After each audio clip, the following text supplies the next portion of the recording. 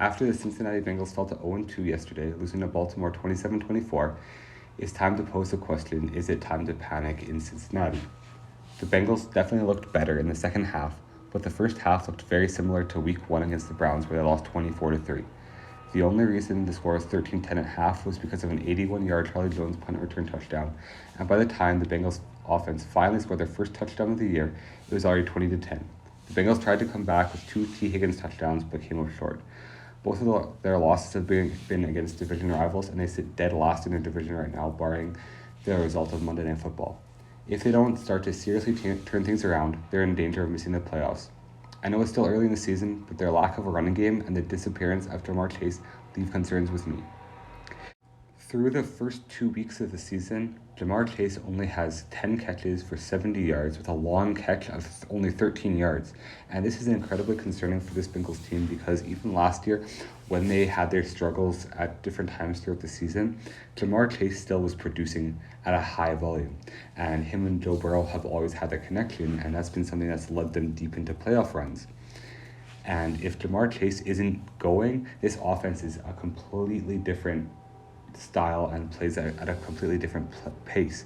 And sure, T. Higgins had a decent second half. He ended up with 8 catches for 89 yards and 2 touchdowns. Tyler Boyd caught 6 passes for 52 yards.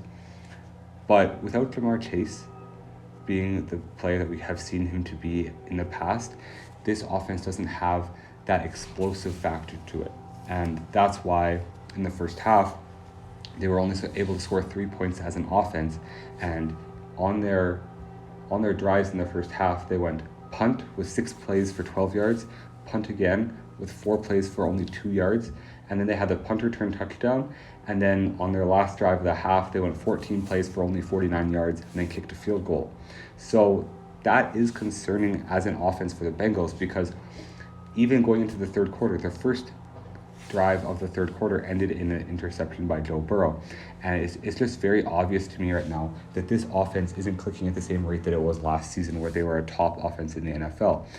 Jamar Chase is supposed to be a top 2 to 5 receiver in the NFL, and so far, like I said, he only has 10 catches for 70 yards and a long catch of only 13 yards. Normally, the long catch stat doesn't really get brought up in conversations, but for Jamar Chase, he is so good at taking even just a slant or a quick dig route or something like that into a big play. He can turn a little slant that's supposed to only get you 7 yards on 3rd and 5, and he can break it to the house for a 75-yard touchdown. That's the strength of this offense, is that Jamar Chase can do that, and he attracts so much attention that other receivers can do the same and end up having big games. That's why you have guys like Tyler Boyd and T. Higgins that also can have big games.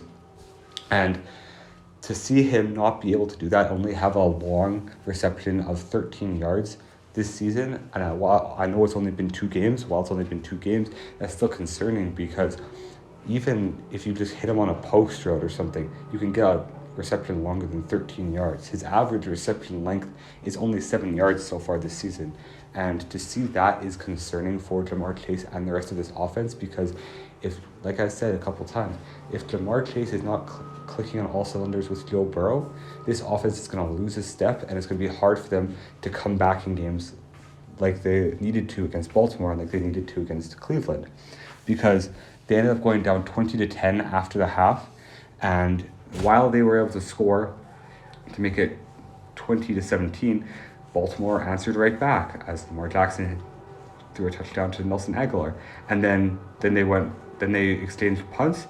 And then late in the fourth quarter, Joe Burrow threw another touchdown to T. Higgins as they went 17 plays for 80 yards.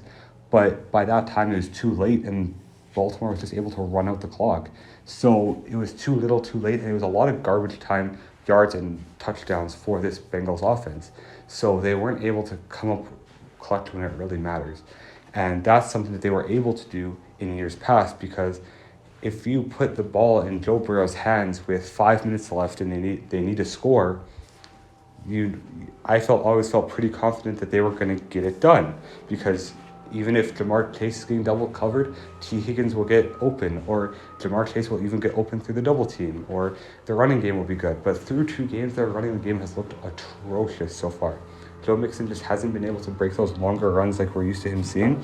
And even out of the backfield as a receiver, he hasn't been able to do the same things that we're used to him seeing. He had 4 catches for 36 yards yesterday, which honestly is not bad for a running back, but still, it's just not what we're used to seeing from the Cincinnati Bengals offense. On the defensive side of the ball, Cincinnati also has been struggling. They gave up 415 yards to Baltimore, and what's even more concerning is that they gave up 178 yards to a Baltimore team that doesn't even have their star running back in J.K. Dobbins. J.K. Dobbins is out this week with, I think, a torn Achilles, and while I do want him to get better super fast, and I hope that he recovers better for next year, they didn't even have their star running back. Their leading rusher was Gus Edwards, who actually ran for 6.2 yards per carry. He had 10 carries for 62 yards. Lamar Jackson had 12 carries for 54 yards. Justice Hill had 11 carries for 41 yards, and the list goes on. They are just not able to stop the run, and they're not able to make big splash plays on defense either.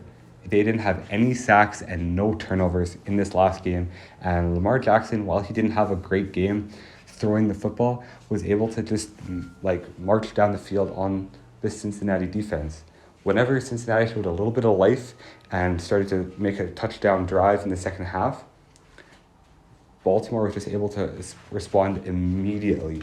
After both of their touchdowns, they were able to go and just do something with the ball.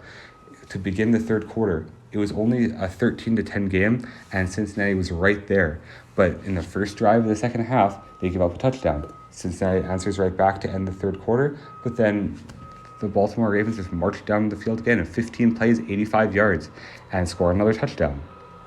And when they finally get a stop, the Bengals offense can't do anything either. So it's just a combination of poor offense and poor defense from the Bengals. And the one thing that kind of kept them in this game was the special teams, as Curtis Jones did return a touchdown for them, and that kept them in the game throughout the first half. But both offense and defense need to be better for the Bengals to have a chance to make a playoff run or even make the playoffs this year. They're now 0-2, and that's a huge concern for them because they've lost 2 games to division opponents, and they're sitting at dead last in their division. Mind you, Pittsburgh hasn't played, and they're playing on Monday Night Football, and I'm recording this Monday afternoon. But even if Pittsburgh loses, they're still going to be tied for last in this division through 2 weeks at 0-2.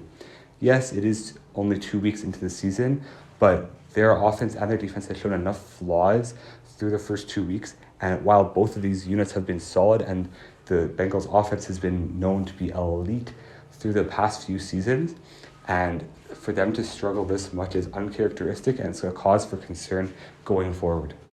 I still see Cincinnati bouncing back this season. I think that they will still qualify for the playoffs, but I don't know if they're going to win their division because Baltimore has looked solid, and obviously Baltimore has beaten them already early in the season. So it's going to be an uphill grind for the Bengals, especially if they lose next week.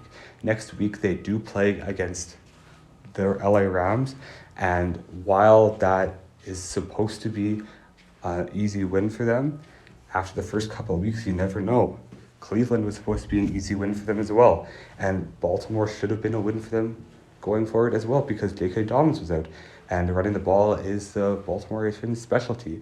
So we will really have to see where the Cincinnati Bengals go, and while I am optimistic at this point, if they start to put some losses together and they don't start to rack up wins going in the next few weeks, there's going to be a lot more cause for concern in Cincinnati. So we'll have to see. And I still predict them going about 10-7. They could even push 11 wins, but that would be tough. They would only have to lose 4 more games this entire season. And our realistic estimate is maybe 9 or 10 wins so far. God bless you all. I hope you have an amazing day. Make sure to like, comment, and subscribe to the channel. I'm at 90 subscribers now, and I really appreciate all of you guys. My channel has been doing really well recently, and I love to see it. So I really appreciate you all. Make sure to subscribe to the channel, and God bless you all.